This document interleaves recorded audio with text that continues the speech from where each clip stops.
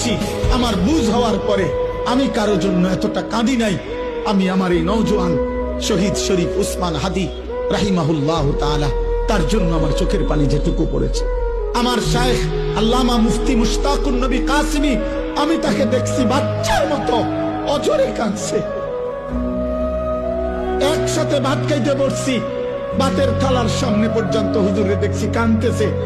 কয় মাওলানা, আমি তো ছেলেটারে ভুলতে পারছি না। আজকে তোমরা দেখছো, সারা পৃথিবী দেখছে, একজন 33 বছর বয়সের যুবক। এই যুবক ইমানদার ছিল।